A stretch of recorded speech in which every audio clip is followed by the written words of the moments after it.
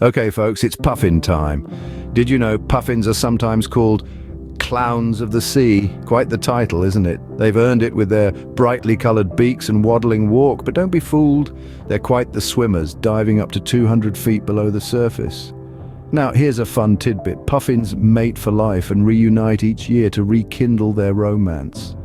Quite the love story, eh? They also dig burrows instead of nests. Imagine coming home to a hole in the ground, and get this, puffins have a rather interesting diet. They can hold several fish in their beaks at once.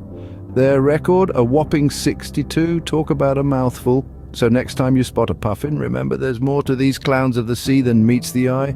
Until next time, keep your curiosity piqued.